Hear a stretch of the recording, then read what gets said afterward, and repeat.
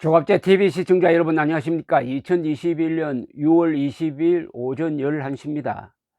요사이 야권의 분위기를 보면은 여러 여론조사에서 정권 교체가 대세를 이룬다고 판단하고 조금 느슨해지거나 오만해지는 경향을 읽을 수가 있습니다.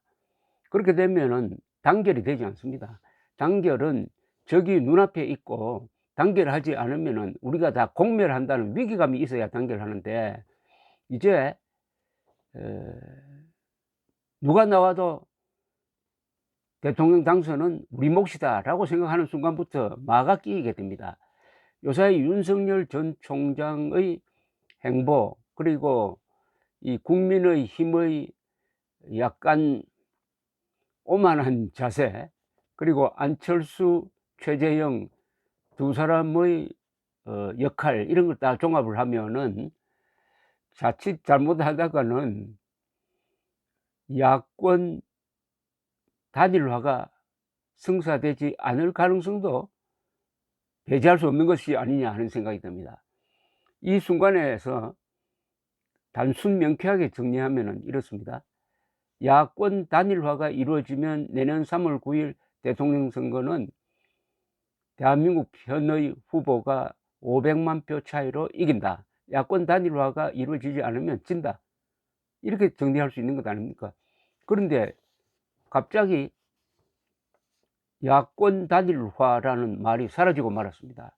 안철수 씨가, 국민의당 안철수 대표가 작년 12월 서울시장 후보를 야권 단일화로 하자라고 기치를 내걸었고, 그것이 성공해가지고 4월 7일 대승을 가져온 이후에는 이제 아무도 야권 단일화 해야 된다는 말을 하지 않습니다.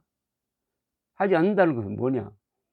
단일화 안 해도 이길 수 있다라는 이런 오만 방자한 분위기가 확산되고 있는 것 아닐까요? 다시 야권 단일화 정신으로 돌아가야 합니다. 그러려면은 서울시장 야권 단일화의 기치를 내걸었던 안철수 국민의당 대표의 역할이 중요하다고 생각합니다. 이미 국민의힘과 국민의당은 합당하기로 약속을 했습니다. 그러면 약속한 것은 빨리 지켜야 합니다. 이거 타이밍 놓치면은 효과가 없습니다. 그런데 요사이 국민의힘이란 이름을 바꿔야 한다라는 요구를, 주장을 지금 국민의당에서 하고 있는 모양입니다. 국민의당, 국민의힘 글자 한자 차이인데, 그리고 당명을 그렇게 쉽게 바꿀 수 있느냐? 우선 이 국민의힘이라는 당명이 제대로 만들어진 게 아니죠. 자유한국당이란 좋은 이름을 황교안 씨가 선거 직전에, 총선 직전에 미래통합당으로 바꿔버리고, 또 선거에서 지니까 미래통합당이 국민의힘이 되고, 이 국민의힘이란 이름은 과거에 있었습니다. 그것은 좌파단체의 이름이었어요. 그러나 이 국민의힘 이름으로 4.7 보궐선거에서 대승을 했으니까 국민의힘이라는 이 이름에 상당한 카리스마가 주어진 것도 또한 부인할 수 없습니다. 그러면은 그런 이름은 역사성이 있습니다. 역사성이 있는 이름은 바꾸지 않는 게 좋습니다. 다만 국민의힘 좀 기니까 줄여서 국힘당이라고 하든지, 그런데 또 다른 당명을 만들어서 그걸 알리는데 상당한 시간이 있을 겁니다. 이거는 브랜드 전략에서 실패하는 겁니다. 그런데 조수진 국민의힘 최고위원이 그 문제에 대해서 상당히 신선한 아이디어를 하나 냈습니다. 어제 올린 글인데, 이분이 이준석 대표는 이제 막 당선된 대표입니다. 조수진 의원의 이야기입니다. 지금은 후보 시절 이야기했던 것에 대해서 들여다보는 기간입니다. 현실성이 있는 것은 과감하게 세부적으로 논의해 나가고, 현실성이 떨어지는 부분은 접어도 됩니다.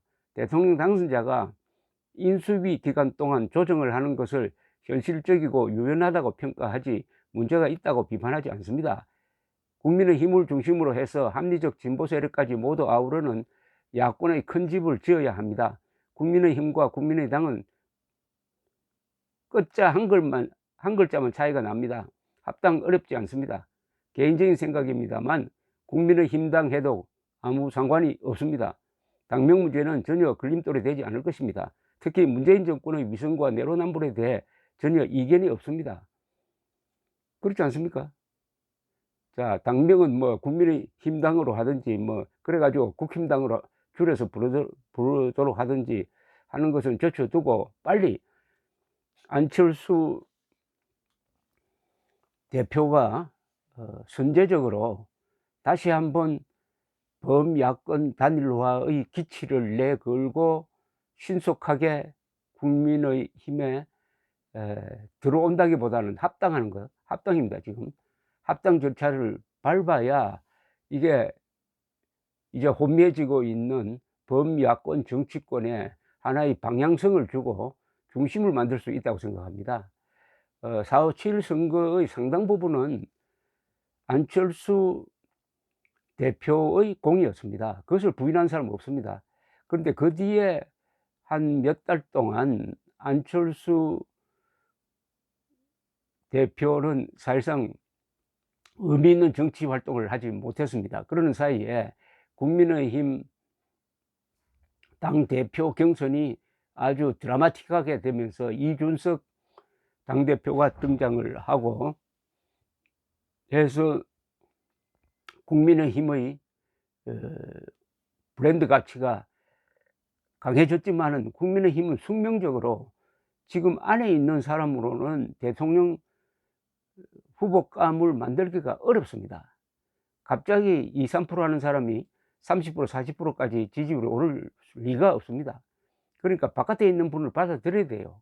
세 사람이 있습니다. 안철수, 윤석열, 최재형. 일종의 빅3죠. 그리고 또 한 분 있네요. 홍준표. 빨리 받아들여 가지고 8월부터 시작될 이 경선 과정에 들어가야 합니다.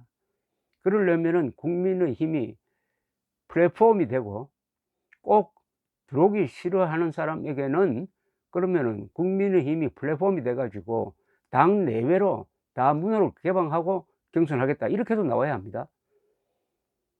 꼭 국민의힘에 들어와야 한다는 그것도 지금 이 시간에는 고집할 필요가 없다는 생각이 저는 드는 겁니다. 어쨌든 단일화입니다. 단일화에 반대하면은 대한민국의 공적이 된다. 단일화에 반대하는 사람은 김정은, 문재인 편이다 하는 말을 할 수 있으려면은 지금 국민의힘에 있는 사람이 아니라 안철수 대표처럼 바깥에 있던 사람이 합당해 가지고 국민의힘에 들어가서 그런 이야기를 하는 게 훨씬 더 무게가 실리지 않을까 생각합니다. 안철수 대표는 지금은 뭐 의석수도 얼마 안 되고 대통령감